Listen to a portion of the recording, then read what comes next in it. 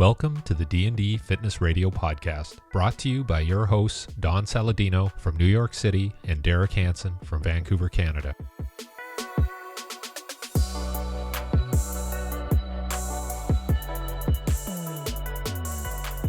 Dwayne, we just kind of dive right into it. So Derek, this is Dr. Dwayne Jackson. So Dr. Dwayne has started working with Jordan Shallow, who you and I are very close to. I was actually messaging with Jordan this morning. And he's coming on to the Prescript team to pretty much help develop their whole nutrition curriculum, correct? That's right, yeah. Yep. And so then I saw, it's funny how this thing really, this social media thing really works, right? It's like, it really does work.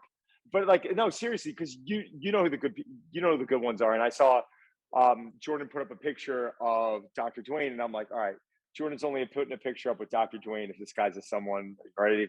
So I dive into his page and I start reading his stuff, and I immediately went to gut health, and I was like, ooh, I'm like, okay.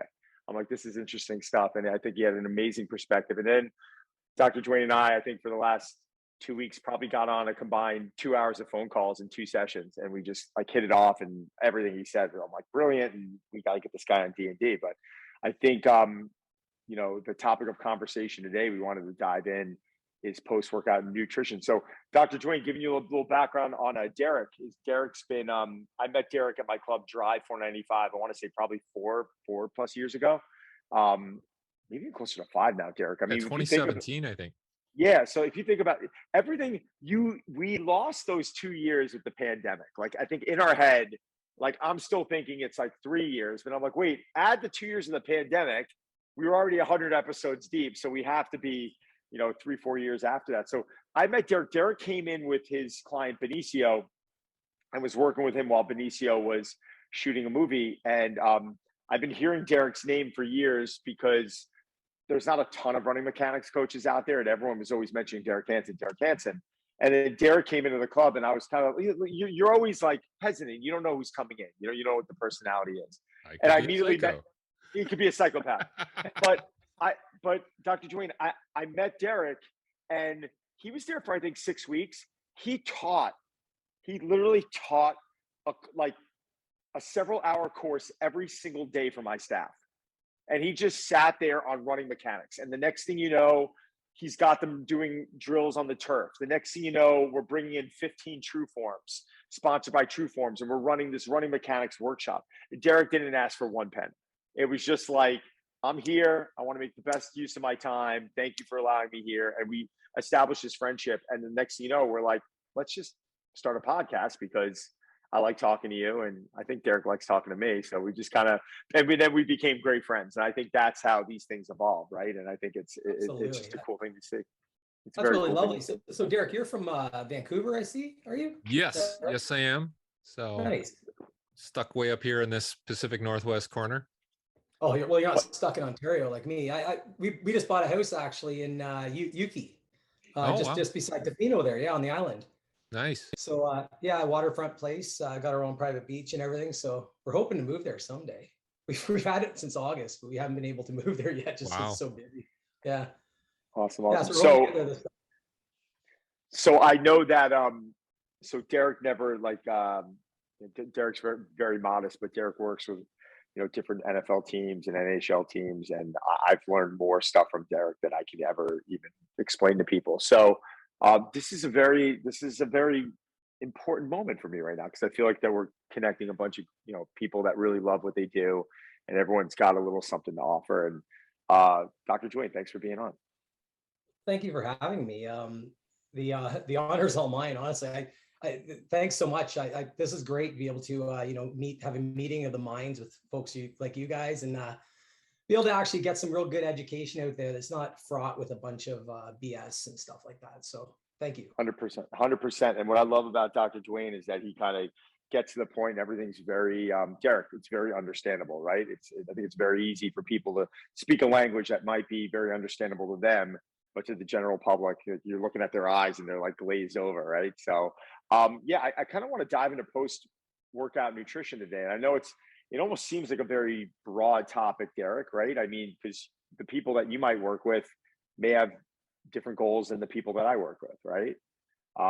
And Derek, you're definitely, your lane is more performance based. I mean, you're working with a lot of athletes, a lot of high level athletes. The majority of the people that I'm working with are trying to get ready for the big screen, and they have to live in that performance physique world.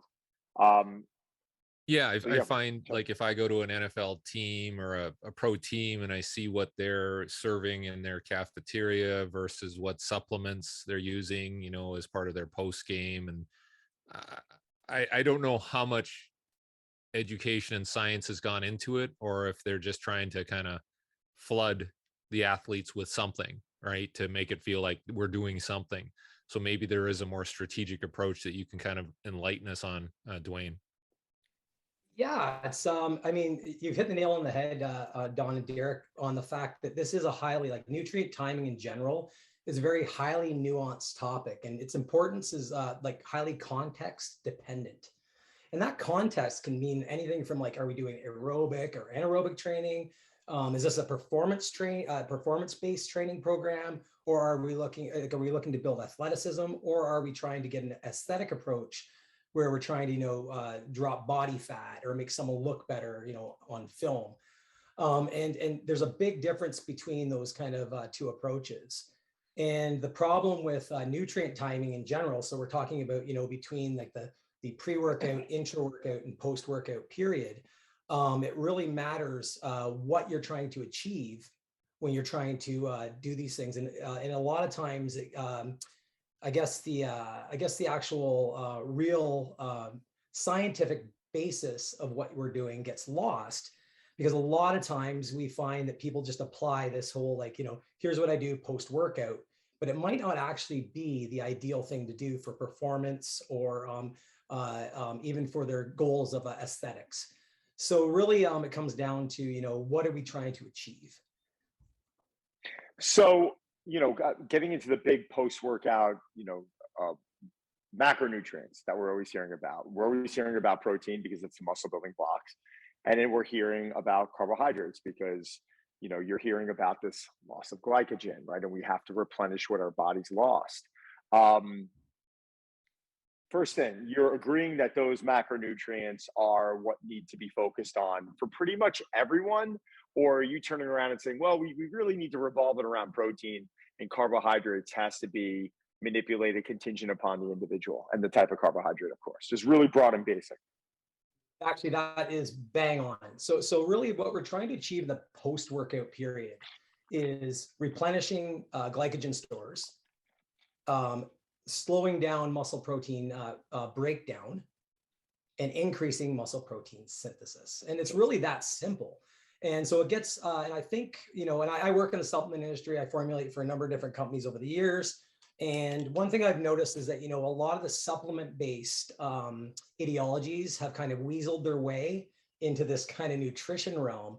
And it's made people think that the pre, intra, and post-workout period are really just a supplemental period.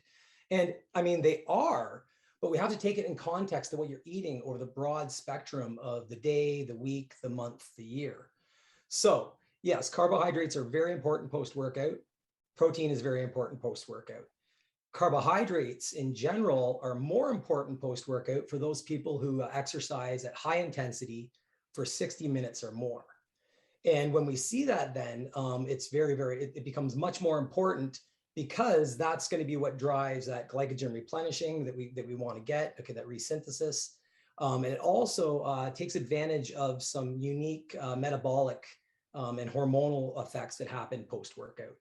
So in general, if someone's looking to kind of lose weight and they're eating a mixed diet, say a meal every 3 to 4 hours or whatever throughout the day, and that's already high in carbohydrate and high in protein, and their last meal was like, an hour before they started working out, then really that post-workout period, if the meals are designed properly, you could be having a meal post-workout if you're looking at aesthetics.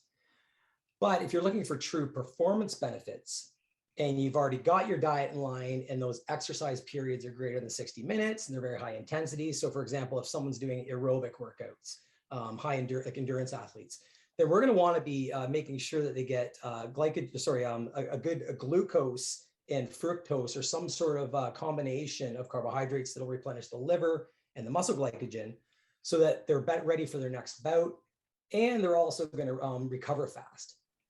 So really at the end of the day, it really comes down to, is this person going into their workout period fasted? So if they're an aesthetic trained person and they're not really going for, high performance per se, then a lot of people fast in the morning before they train. Now, I don't really recommend that unless they're aging and going for autophagy and these kind of things. But if you are fasted, which a lot of people do for weight loss and whatnot, then you must focus on that post-workout period, and it has to happen relatively quick. And that's where, for example, we see these carbohydrate and protein shakes becoming very, very advantageous for these people. And that anabolic window that we'll talk about in a few minutes becomes, I believe, much shorter, because really you're going into it in a state of low nutrition. And to wait after that training session to take advantage of all those hormones and whatnot would be really a disadvantage to that person. Eric? Yeah, because I know for myself, like I was a track and field athlete, and I couldn't, and sometimes the running would be quite, difficult, like, 300, 400 meter reps or something like that, where it feels like you're going to just empty your lunch onto the track. So I was very careful about giving myself enough time before the track practice, and I wouldn't eat 2 hours, whatever. So then I was probably going in a little depleted by the time I got to my 2-hour workout. It would probably be a 2-hour workout, then we might lift after or something like that.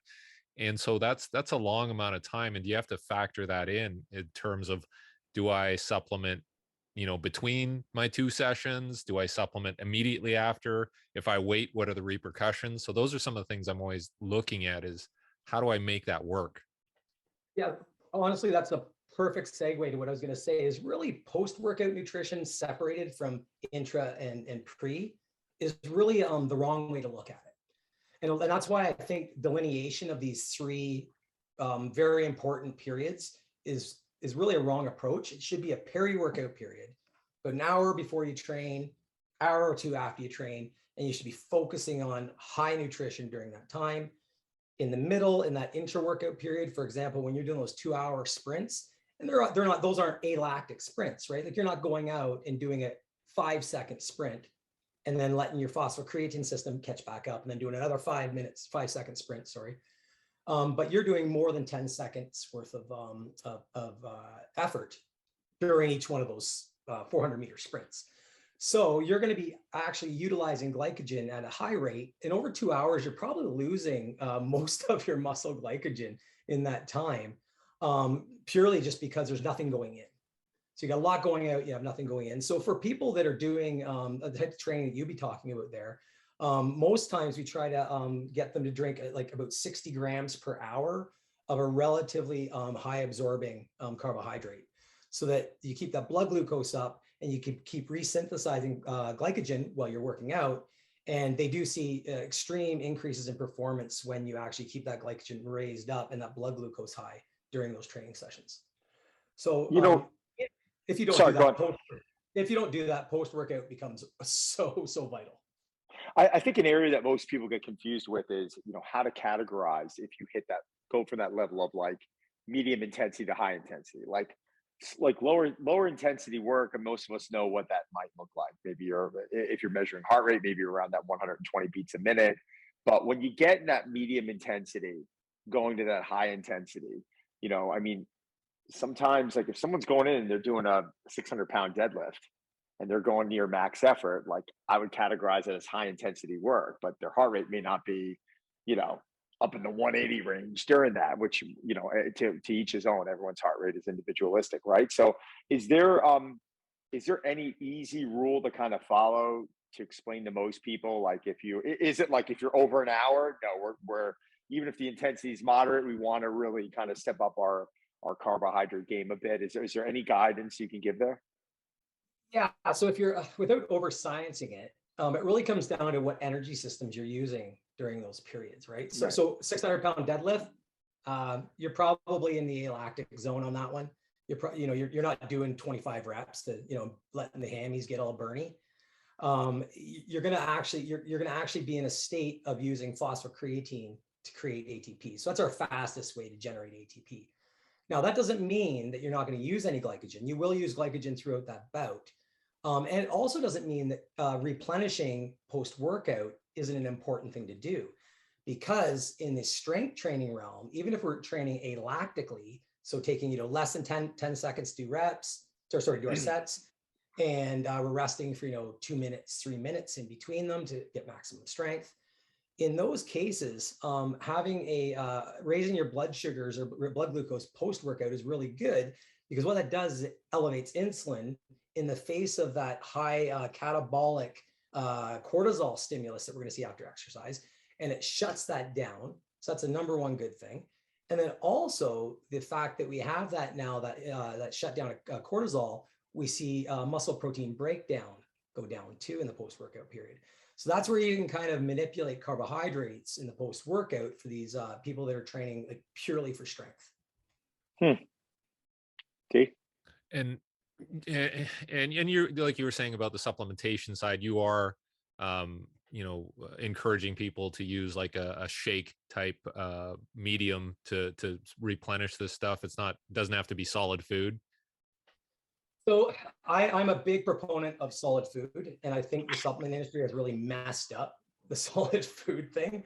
And that's why I don't actually recommend, unless I'm getting into like high caliber athletes that are following a strict diet that's been, made by a really good, nutritionist and physiologist. I usually don't recommend any supplements until the diet is bang on, because people use that as a crutch. And to be honest, it's great when you're taking in dextrose and waxy maize and cluster dextrin and all these different types of highly bioavailable carbohydrates, right? But the problem is there's nothing else that comes with them. So to utilize them in the intra-workout period or the post-workout period, that's fine. But make sure you're following that up within an hour or two with a nice mixed meal, lots of phytonutrients, lots of fiber, great proteins, animal proteins, if you do that kind of thing, and also very high quality carbohydrates. Because here's the thing: post-workout GLUT4 is, which is a compound, I guess, that basically sequesters and allows the entry of glucose to be synthesized into glycogen in muscle. That is really high post-workout. And so you can really take advantage of the absorptive ability of your body during that time by actually utilizing some really high quality carbohydrates. Now that GLUT4 thing occurs for about, up to about an hour, but then our insulin sensitivity stays really high down the road. So you can take real advantage of that GLUT4 thing I'm talking about post-workout, with a good protein shake, say 30 to 50 grams of protein and 20 to 50 grams of carbohydrate, depending on your body size and how hard you went. Have that immediately after, but then you got to follow it up with some food. And that's the real thing that I think people miss, is they're overutilizing supplements. And that's why I see all the gut health issues in these athletes. And then you're not assimilating anything, you have problems. So it's really important to get that diet under control before you start plugging in those supplements, because they're just an easy fix. Well, I think you said something, and I love these words. You used the words broad spectrum, right?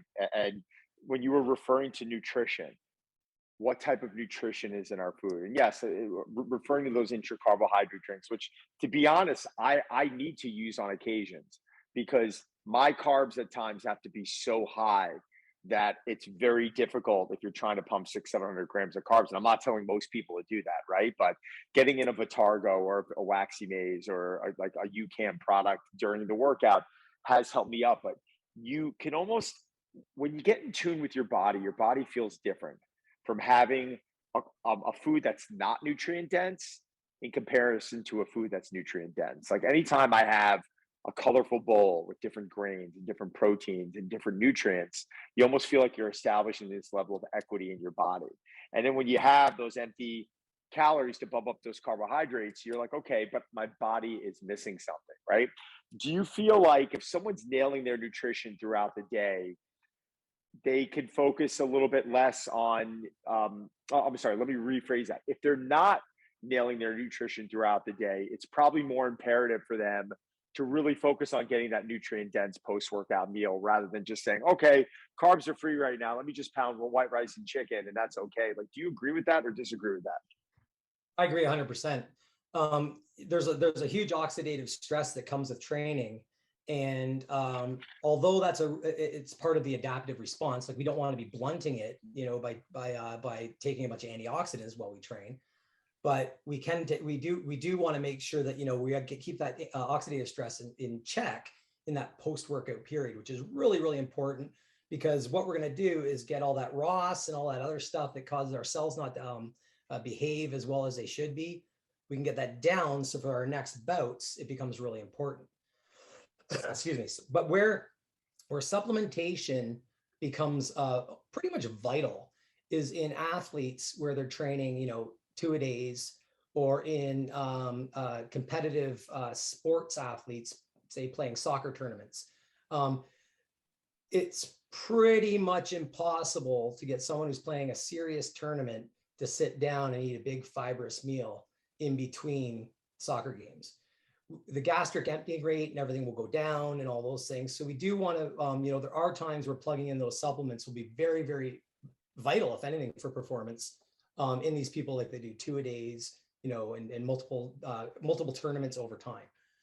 So, but for the general population, yeah, getting that diet in check, making sure that, you're eating at least 30 grams of fiber a day, making sure a lot of that fiber is coming from phytonutrients that are very, very dense, like nice greens and berries, blueberries, blackberries, and also like nuts and seeds and all these things. And the biggest issue, like you said, this rice and chicken thing, although that can make you look good, and I've eaten enough rice and chicken in my day to know it works, it makes you feel like shit. Like, oh my God. Really, like after a while, the bodybuilder diet, which is basically the chicken and rice thing, oh, terrible. It will come back on you. So that's one of the things I do now is I work with a lot of really high caliber athletes, especially strength athletes, and repair their guts, because they're not getting the most out of their food if they're actually, if their gut health is actually off point.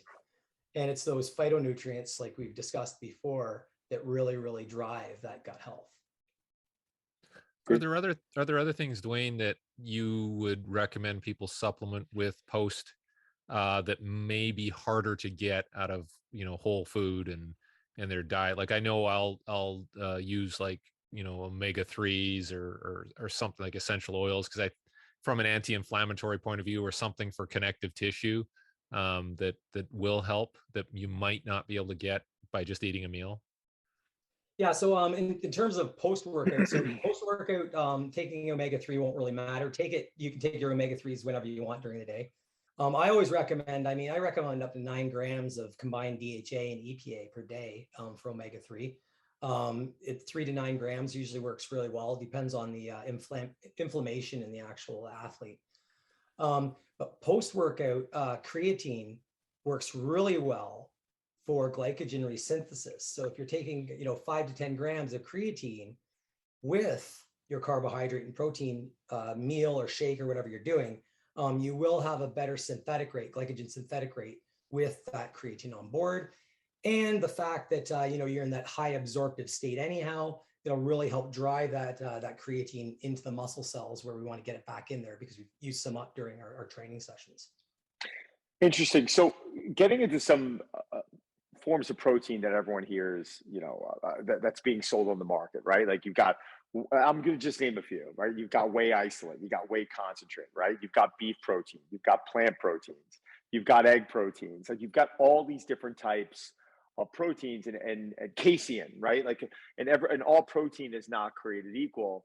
How do people know where to go? Right? Like there is a different protein for everyone, but on the other hand, we want them to eat whole foods and we want them to utilize the protein powder. I like to say when it's least convenient, or if we need something quickly absorbing, or most of the time I'm saying if it's least convenient, less convenient. But what do you recommend as a plan of attack with all those types of proteins? So just like carbohydrates, Don, a lot of people have trouble meeting their protein goals. So protein supplements are a great way to do that.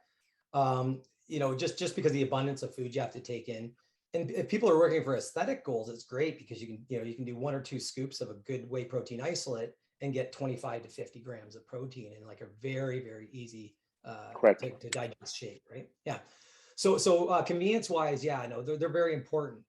There's a big problem right now though in people that are discussing like whey proteins and it's causing their gut health issues and blah blah blah blah blah. To be honest, like the magic of whey protein is actually how good it is for gut health. And so many people are going, oh, dairy, get away, stay away from dairy. And so yeah, whey protein contains these microfractions, these globulins and whatnot, without going into all the science behind that. But those microfractions actually are very, very important for a whole bunch of health benefits that we get beyond muscle protein synthesis. So that's the first thing. If we're looking at increasing muscle protein synthesis, the best way to go about it is to use a whey protein. And that's just because milk proteins contain a relative abundance of essential amino acids and branched chain amino acids, high levels of leucine, which is one of our branched chain amino acids, and the constituents of those amino acids match skeletal muscle. So we do know that that is that's the best product to use, hands down, for health, muscle protein synthesis, just boosting your protein in general. Now, a lot of people who claim they have lactose intolerance and all these kind of things, despite the fact that, a good whey isolate will have like, 0.5 gram of lactose at most.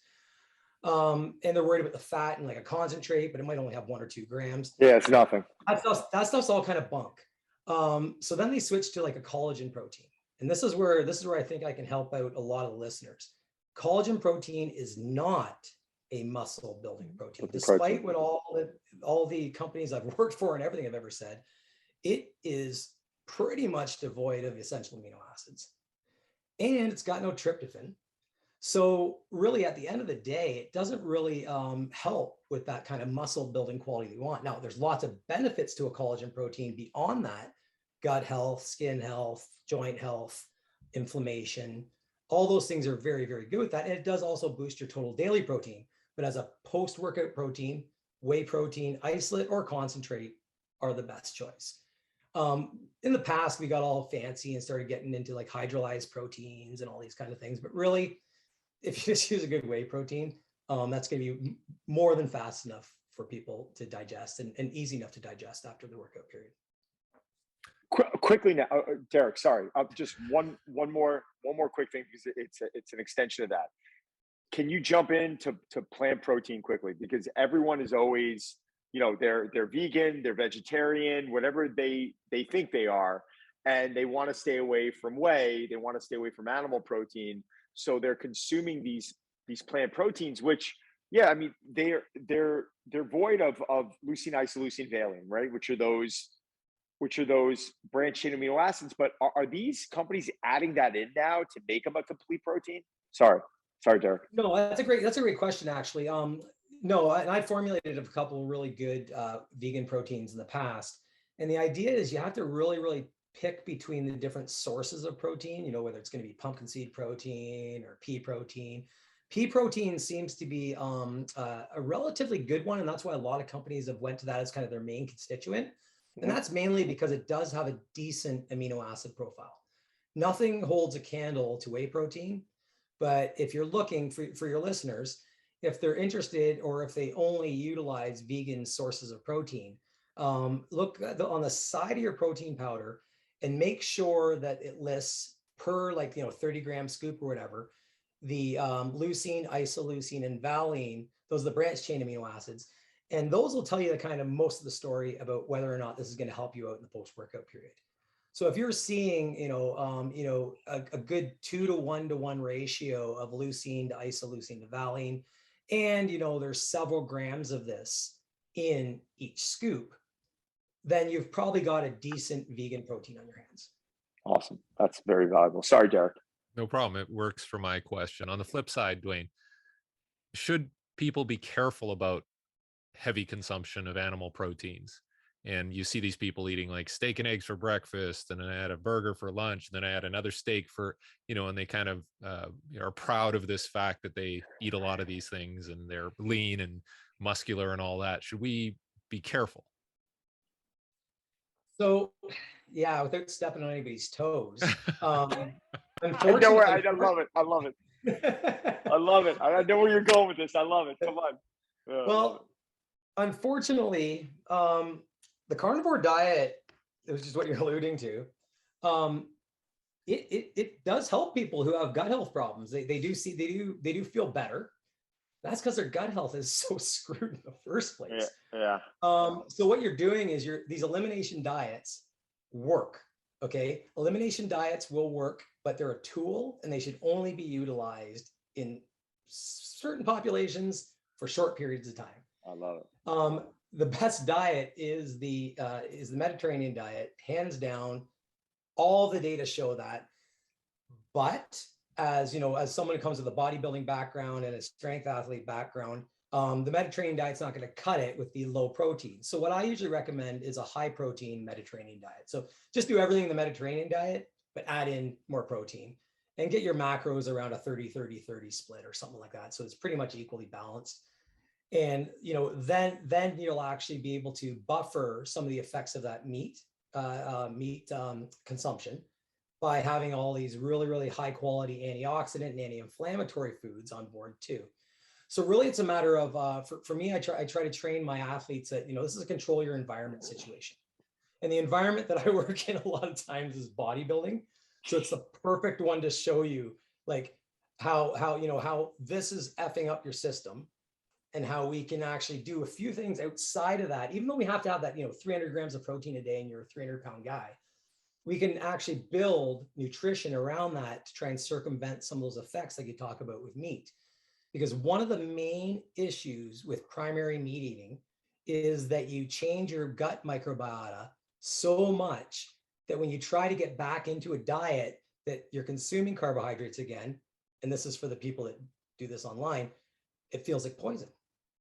It will feel like poison. If you go into have a massive salad with a bunch of greens, you're going to get gas. You're going to feel like crap. And a lot of people who do these carnivore diets talk about this as if it's like the carnivore diet saved them. But actually what happened was they stopped digesting these really important nutrients really well. Right.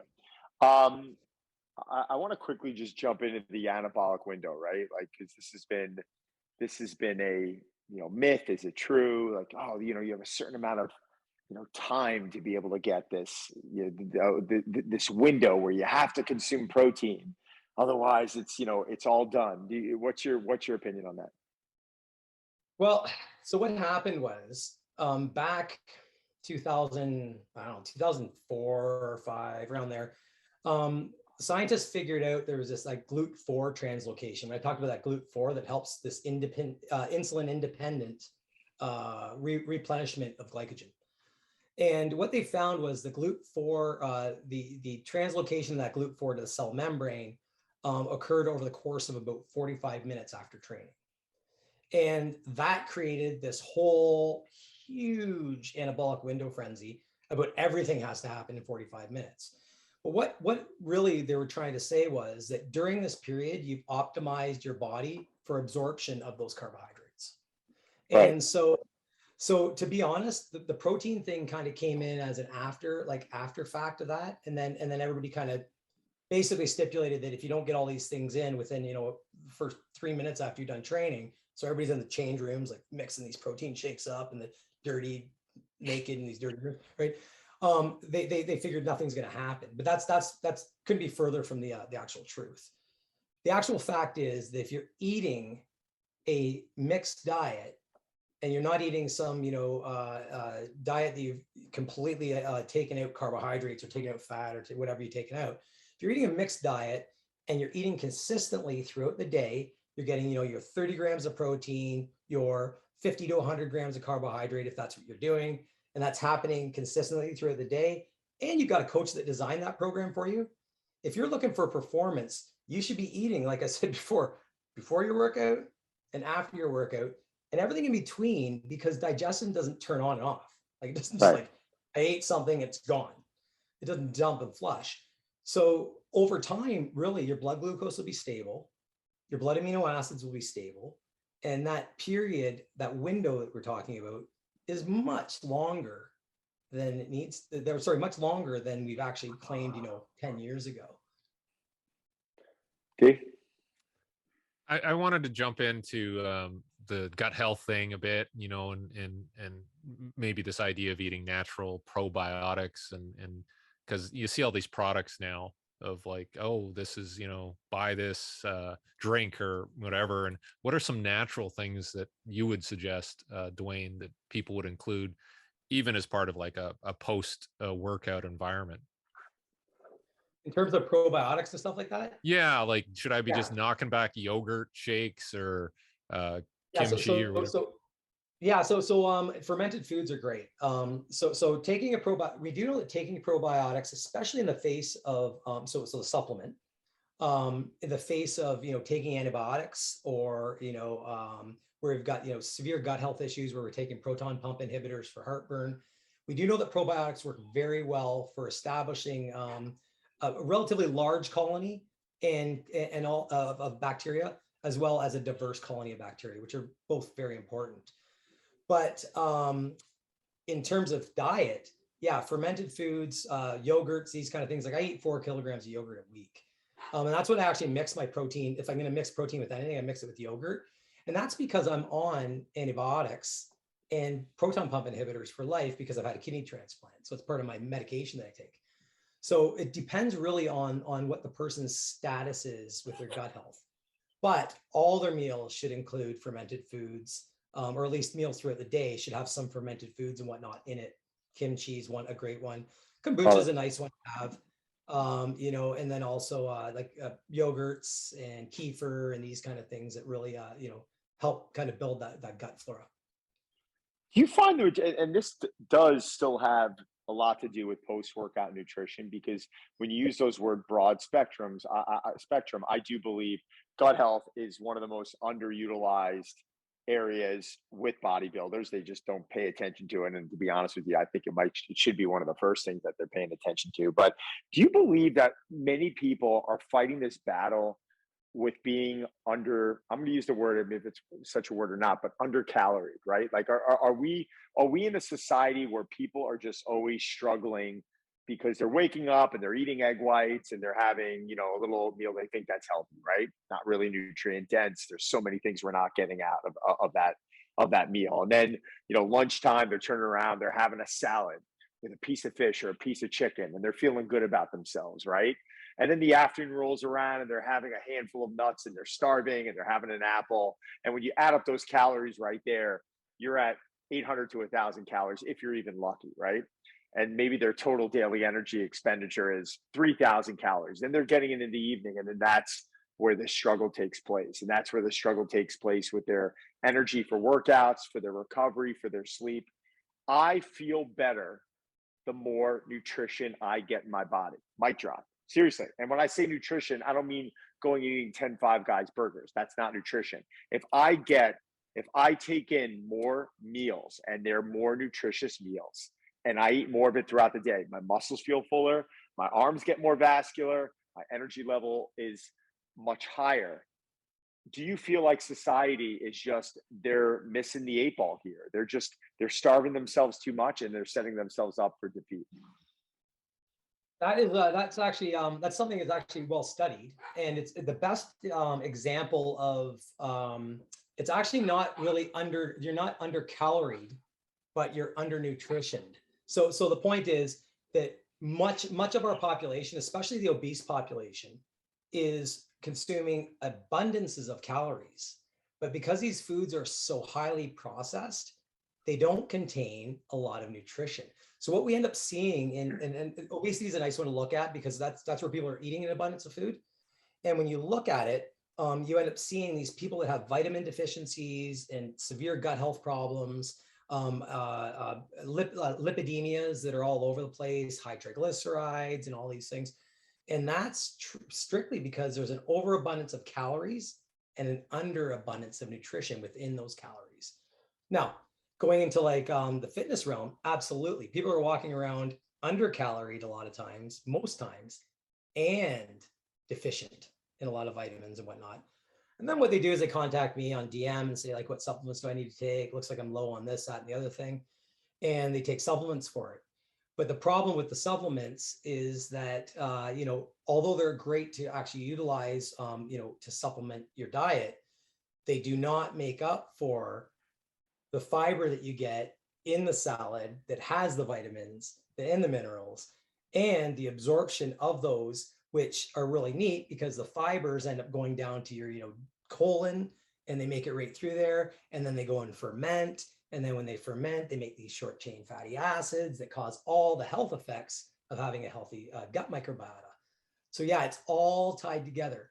So number one thing for any athlete is to get that diet in check and have yourself, like you said, eating every 3 hours or so. There's been data showing, you know, that muscle protein synthesis doesn't really care so much about, you know, how frequent you eat the meals, but the area under the curve goes up and you have much more MPS when you eat multiple meals. So people are like, well, I can just eat 3 meals a day and it gives me the same effect, but it really doesn't, because you're not actually getting the nutrition on a consistent basis throughout the day. So really at the end of the day, it comes down to, you know, food isn't just food and calories aren't just calories. And this whole idea of intuitive eating with, you know, only counting your macros, and because you need carbs and throwing a bowl of tricks together to make up those carbs, it's not the same thing as doing that with real food. Not at all. I love it. I love it. Do you do any counseling, Dwayne, with children, kids, young athletes, and all that? Because I know with my two daughters, my son can eat anything; he's fine. My two daughters, they're more particular. They have claimed to exhibit some gastric distress when having like dairy products, like lactose intolerance. So we're trying to make sure that we can accommodate that. Are those some of the things that you've dealt with? Absolutely. And in fact, I'm actually just putting together a gut health course for Prescript right now. And so one of the things, if you're looking at, say, just your children in your family, some of the things to kind of consider are, you know, the differences between them. Were any of them vaginally birthed, or were they all C-sectioned, or were there ones that were and ones that weren't? Did they have were they breastfed? And if they were all of them breastfed for the same amount of time? All these things are really, really important. That kind of pre-exposure to bacteria is so important for down the road. And that establishes itself over the course of about 3 to 6 years. And then once that's established, then it's a matter of getting that good diet in so that we don't have those sensitivities. And then maintaining that as we get older and stress goes up and we get sick and we're taking drugs and for whatever reason, maybe drinking alcohol, getting poor sleep. And so over time, the development of the gut microbiota is very, very important for these children. And a lot of times when I work with them, what you find out is actually there's been an insult. You know, one of the children have had, you know, a huge antibiotic. They had to have a huge antibiotic intake during a certain period because they got an infection, and another kid didn't. And there's actually that big of a difference just from those single insults. And another follow-up, if, you know, they might have had a bad experience and then they start eliminating things, does it make it much harder to reintroduce them, like for the reasons you've said?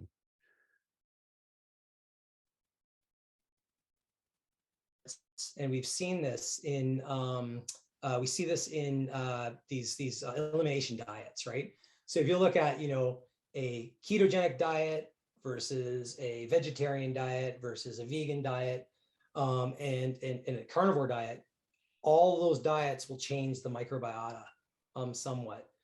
And so if you start eliminating foods and don't reintroduce them, then we're going to have differences in enzymatic control and differences in these in the bacterial kind of consumption of these different nutrients. Great.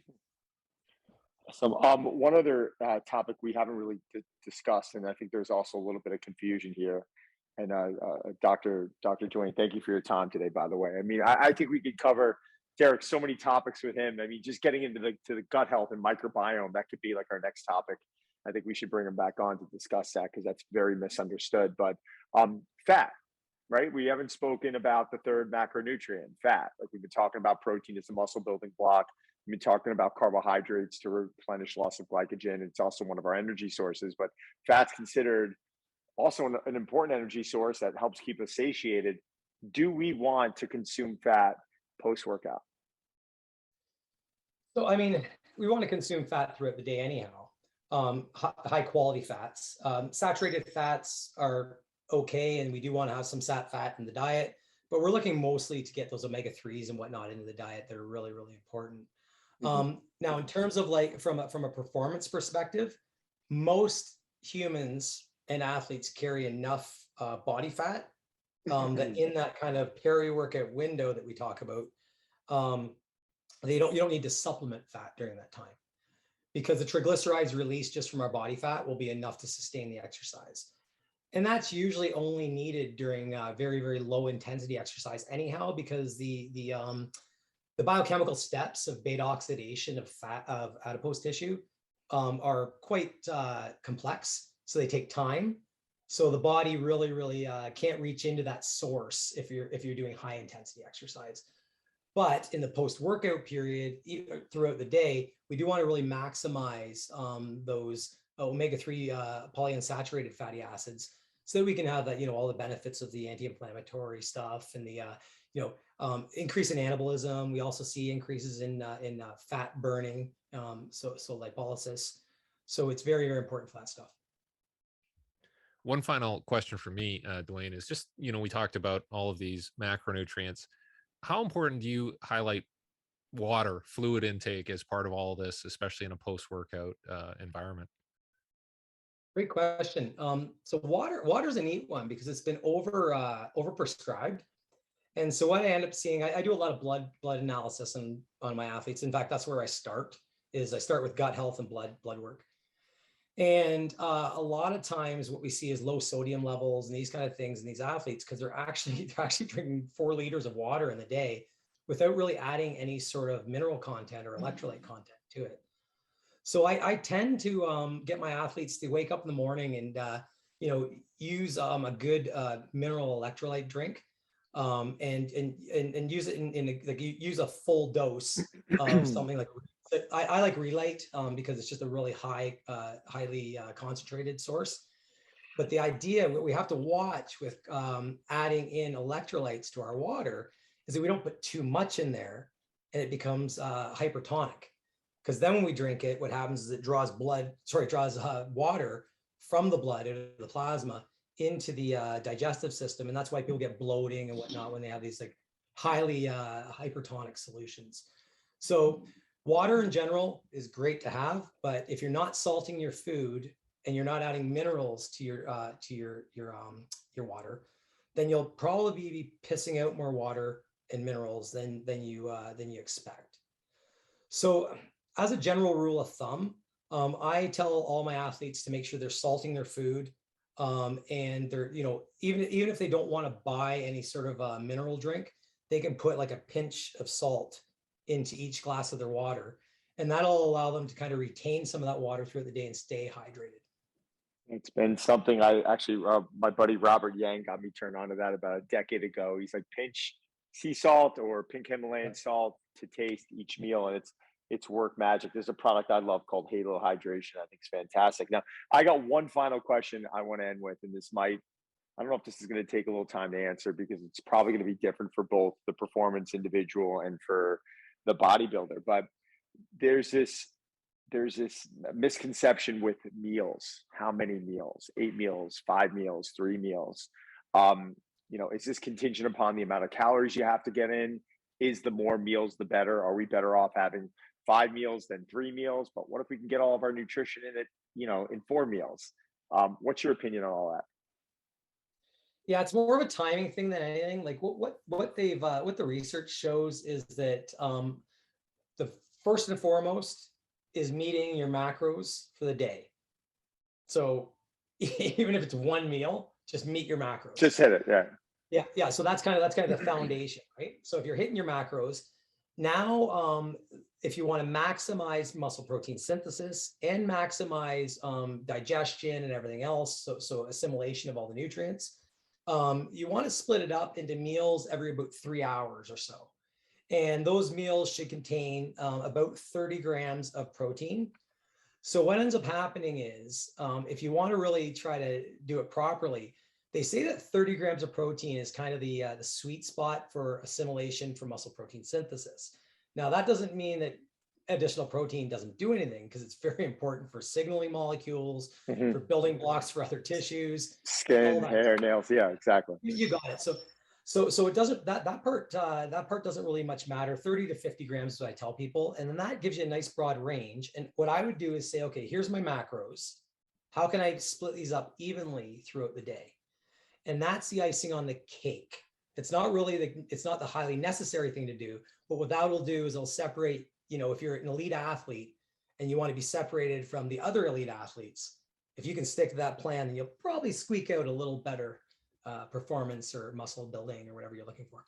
So it's really just math, right? I mean, if you're dealing with a 150-pound athlete, the amount of meals that they probably have to consume could be less than, say, a 300-pound athlete, right? If you're looking at a 300-pound athlete at 50 grams of protein a meal, the math is 6 meals, right? So now that's yeah. So I think it's just math, and I think that's a brilliant answer.